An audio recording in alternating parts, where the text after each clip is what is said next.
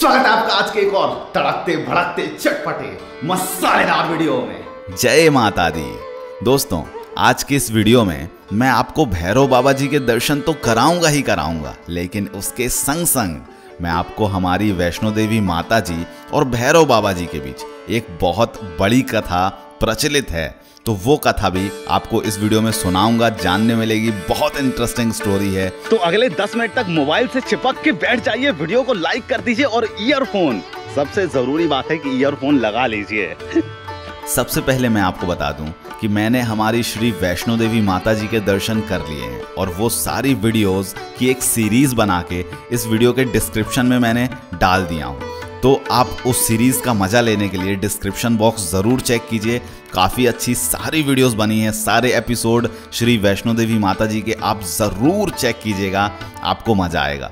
लेकिन फ़िलहाल मैं माता जी के दर्शन करने के बाद अब चल पड़ा हूँ भैरव बाबा जी के दर्शन करने, और ऑब्वियस सी बात है आपको भी कराने। तो दोस्तों, जैसे ही आप माता के दर्शन करने के बाद भैरव बाबा जी के दर्शन करने के लिए जाएंगे तो शुरुआत में ही आपको 1-2 होटल मिलेंगे। वहाँ पे आप कुछ नाश्ता कर सकते हैं, जैसे कड़ी चावल खा सकते हैं, खाना भी खा सकते हैं, नाश्ता भी कर सकते हैं, राजमा चावल भी खा सकते हैं, डोसा, इडली, सारी चीज़ें उपलब्ध हैं। और जैसे अब मैं बोलूँगा आपको कि आप राजमा चावल ही खा लीजिए, क्योंकि जनरली ये हमको मिलता नहीं है। 30-40 रुपये में आपको मिलेगा, आप खा सकते हैं, कड़ी चावल भी खा सकते हैं, बाकी आपकी अपनी प्रेफरेंस है। आप भैरव बाबा जी की चढ़ाई अगर करना चाहते हैं तो उसके लिए 3 रास्ते हैं। पहला, ऑब्वियस सी बात है कि आप पैदल चढ़ के चढ़ाई करें। दूसरा, आप खच्चर पे बैठ के भी चढ़ाई कर सकते हैं। और तीसरा, रोपवे के थ्रू। अब जहां तक मुझको याद है, माता की चढ़ाई हम लोग रोपवे के थ्रू नहीं कर सकते हैं। हाँ, आप 4 व्हीलर से कर सकते हैं, वहाँ पे वो लोग 4 व्हीलर रखे हैं, लेकिन रोपवे का जहाँ तक मुझको याद है, माता की चढ़ाई इससे आप नहीं कर सकते। दोस्तों, मान्यता है कि एक बार हमारी श्री वैष्णो देवी माता जी ने अपने परम भक्त श्रीधर जी की लाज बचाई थी। श्रीधर जी, जो कि कटरा में स्थित एक हंसाली नाम का गांव है, वहाँ रहते थे और वो बहुत दुखी रहते थे क्योंकि वो निसंतान थे। तो एक बार उन्होंने नवरात्रि में अपने घर पे कुछ कन्याओं को भोजन के लिए बुलाया, तो कुछ कन्याएं आईं और उन्हीं कन्या के बीच में हमारी श्री वैष्णो देवी माता जी एक छोटी सी कन्या का रूप लेके बैठ गईं। अब सारी पूजा कंप्लीट हो गई, सभी कन्याओं ने भोजन कर लिया, सभी कन्याएं भोजन करके चली गईं, लेकिन माता वहीं बैठी रही।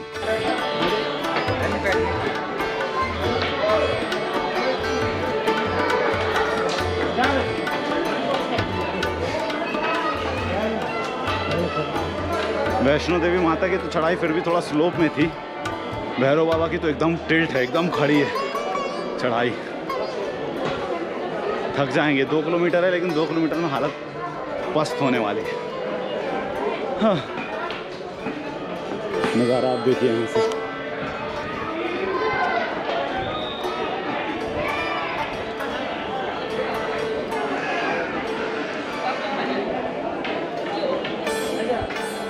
पालकी जा रही है, पालकी।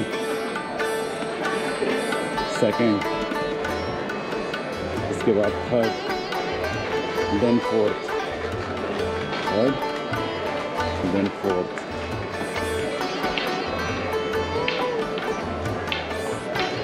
जोर लगा के फिफ्थ।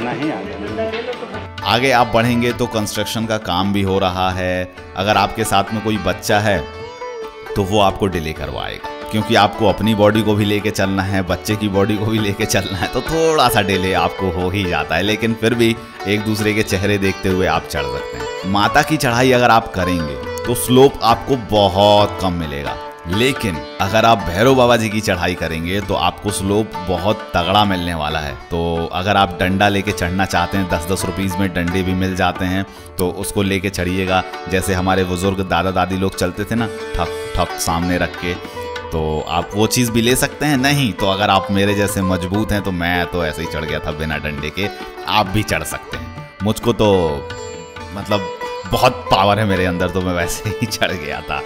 बाकी साइड में देखेंगे आप तो खच्चर को रोक रोक के वो लोग खाना भी दे रहे थे। बेचारे बहुत मेहनत करते हैं, क्योंकि ईंटा भी ढो रहे थे, कुछ सामान भी ले जाना रहता है तो ले जाते हैं। और हम लोग 40, 50, 60 किलो के, मेरा वजन तो 100 किलो है, 100 किलो अगर मैं बैठ जाता तो भी खच्चर ले जाता। मजाक कर रहा था दोस्त, 100 किलो नहीं है, थोड़ा सा कम ही है उससे। माता ने श्रीधर से कहा कि जाओ पूरे गांव में अपने घर भंडारे का निमंत्रण दे आओ। अब क्योंकि नवरात्रि का समय था, एक कन्या ने बोली थी, तो श्रीधर ने सोचा नवरात्रि का समय है, एक कन्या बोल रही है तो चलो इस कन्या की बात मान लेते हैं। तो उस कन्या की बात मानकर श्रीधर अपने पूरे गांव में अपने खुद के घर भंडारे का निमंत्रण दे आया।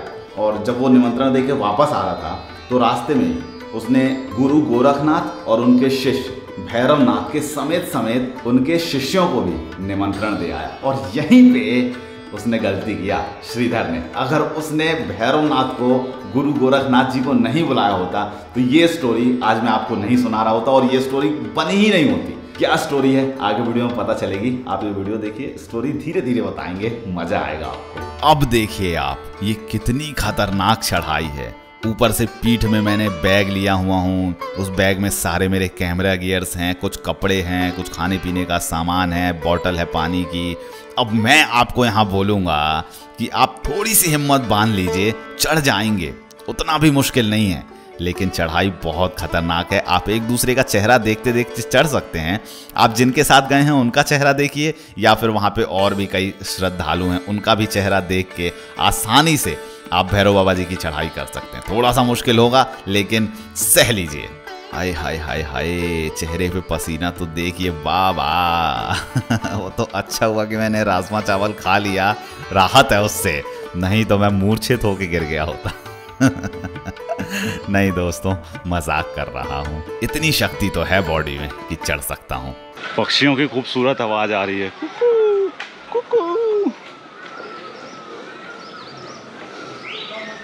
आधी जगह शेड है, आधी जगह ओपन है। बहुत खूबसूरत व्यू है और चढ़ाई उतनी खूबसूरत, एकदम खड़ी चढ़ाई है यार। देख रहे हैं चारों तरफ हरियाली।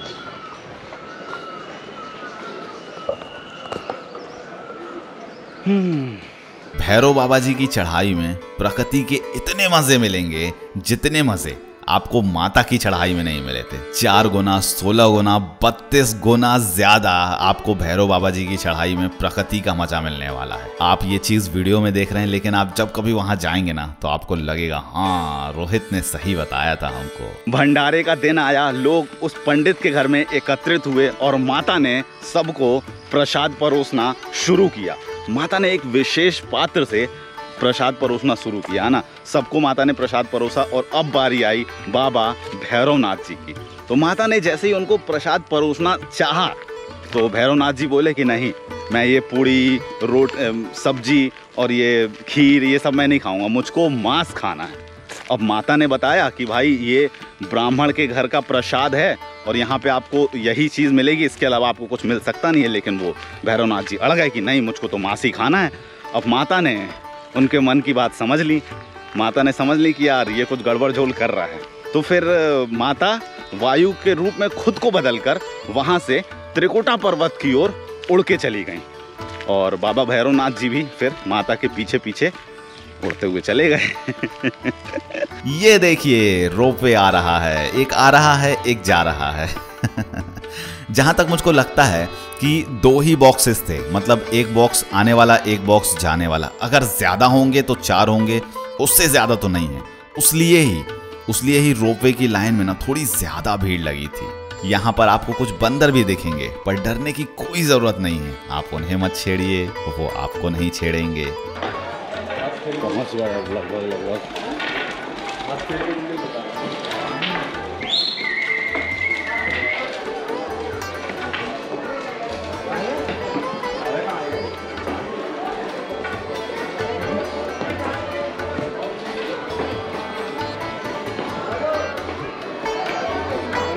अब ये हम पहुंच गए हैं फाइनली भैरव बाबा जी के पास। आप यहाँ की खूबसूरती देखिए सबसे पहले।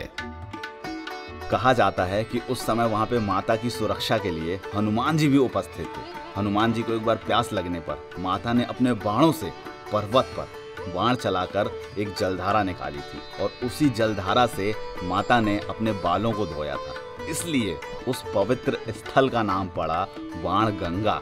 तो मैं आपसे आग्रह करूंगा या विनती करूंगा या रिक्वेस्ट करूंगा, आप जब कभी भी माता के दर्शन के लिए जाइए तो इस पवित्र स्थल पर जाके ज़रूर नहाइएगा। वहाँ पे पानी बहुत ज़्यादा नहीं है, अगर ज़्यादा से ज़्यादा घुटनों तक पानी आता है, लेकिन बहुत ज़्यादा साफ़ पानी है। मैं खुद गया था और थोड़ा सा ऐसे हाथ में लेके ना उस पानी को पी भी लीजिएगा। बहुत शानदार जगह है और एकदम ठंडा पानी वहाँ पे बहता है, मज़ा आएगा आपको जाने में वहाँ पे। अच्छा, इतना कुछ ये हो रहा था ना, इसी बीच माता एक गुफा में प्रवेश कर गई और उस गुफा में लगभग माता 9 महीनों तक रही और 9 महीने तक माता ने वहाँ पे तपस्या की थी। और माता का पीछा करते करते भैरवनाथ भी वहाँ पहुँच गया। हालांकि रास्ते में भैरवनाथ को एक साधु जी मिले थे। उन साधु जी ने भैरवनाथ को बोले थे कि तू जिसको कन्या समझ रहा है, जिसको कन्या समझ के जिसका पीछा कर रहा है, वो एक आदिशक्ति, महाशक्ति, जगदम्बा है। उस महाशक्ति का पीछा छोड़ दे वरना तेरा नाश हो जाएगा। लेकिन भैरवनाथ जी ने माने नहीं और माता गुफा की दूसरी ओर से बाहर निकल गई, जिस गुफा को हम बोलते हैं अर्धकुमारी, आदि कुमारी और गर्भजून। यहाँ पे थोड़ा प्रशासन कम मिलेगा, इसलिए यहाँ पे भीड़ आपको थोड़ी अव्यवस्थित मिलेगी। जहाँ जिसको जहाँ भी मन कर रहा है वहाँ भी जा रहा है और सारे लोग एक दूसरे के ऊपर यहाँ पे चढ़े जाते हैं। भैरव बाबा जी को जो प्रसाद चढ़ाना था, हम लोगों का मन था कि हम लोग लड्डू चढ़ाएं, लेकिन क्या करें, लड्डू ख़त्म हो चुका था। तो हमने अगरबत्ती लिए, काला धागा लिए और मुरमुरा लिए। वो परेशान होने की ज़रूरत नहीं है, आपको क्या क्या लेना है आपको बोलना नहीं पड़ता है। वहाँ पे खुद ही शॉप लगाए हैं, वो खुद ही दे देते हैं। प्राइस भी कम था, जहाँ तक मुझको याद है 60 रुपये होगा या फिर इससे कम में भी आप खरीद सकते हैं। मुझको अभी पूरी तरीके से याद नहीं है कि कितने में मैंने प्रसाद लिया था। माता ने भैरवनाथ को चेतावनी दी और चेतावनी देकर वो गुफा के अंदर चली गई, लेकिन उसको मानना तो था ही नहीं। तो हनुमान जी माता की रक्षा के लिए गुफा के बाहर खड़े थे। तो पहले भैरवनाथ ने हनुमान जी से युद्ध किया और माता ने युद्ध का अंत ना देखकर महाकाली का रूप लेकर भैरवनाथ का सिर धड़ से अलग कर दिया और उसका सिर कटकर भवन से 8 किलोमीटर दूर त्रिकुट पर्वत की भैरव घाटी में जा गिरा। और इसी स्थान को आप और हम भैरवनाथ के मंदिर के नाम से जानते हैं।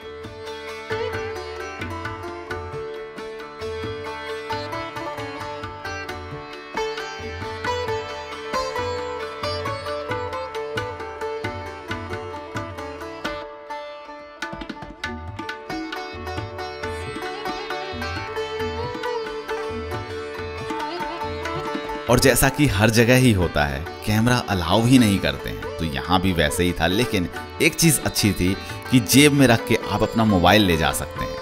तो मैंने आपके लिए थोड़ा सा वीडियो शूट कर लिया था कि आपको भी देख के अच्छा लगे। और इसी लाइन में लगने के बाद भैरव बाबा जी के दर्शन हो जाते हैं। आगे चल के भी मैं शायद एक बार कैमरा निकाला था अपना मोबाइल, लेकिन नहीं शूट किया क्योंकि लोग वहाँ पे देख रहे थे। और फाइनली मैंने दर्शन कर लिया भैरव बाबा जी के भी। तो जिस स्थान पे हमारी वैष्णो देवी माता जी ने इस क्रूर भैरवनाथ जी का अंत किया था ना, उस स्थान का नाम पड़ा पवित्र गुफा या फिर भवन। और उसी भवन में हमारी माँ की पिंडी महाकाली के रूप में दाहिनी ओर, महासरस्वती जी के रूप में बीच में और माँ महाकाली जी के रूप में बाईं ओर एक पिंडी के रूप में उपस्थित हैं। और इस कंप्लीट मतलब सम्मिलित रूप को, पिंडी के सम्मिलित रूप को माँ वैष्णो देवी के नाम से जाना जाता है। और बारिश होने लगी यहाँ पे। और एक बात और आपको बताना चाहूँगा कि जब माता जी ने भैरवनाथ जी का अंत किया तो भैरवनाथ जी माता से माफ़ी मांगने लगे। तो माता समझ गई कि भैरवनाथ अपने मोक्ष के लिए ये सारी चीज़ें किया था, तो माता ने भैरवनाथ जी को माफ़ कर दी और उसके पुनर्जन्म से मुक्ति के लिए आशीर्वाद भी दी कि जब कभी भी कोई मेरे दर्शन करने आएगा वैष्णो देवी दरबार, तो जब तक तुम्हारे दर्शन नहीं होंगे तब तक उसकी ये यात्रा कंप्लीट या फिर अधूरी मानी जाएगी। तो इसलिए जब कभी भी कोई माँ के दर्शन करने आता है तो भैरवनाथ जी के भी दर्शन ज़रूर करता है। तो ये एक कंप्लीट स्टोरी थी। पानी आ गया रे बाबा, बस बंद करता हूँ कैमरा।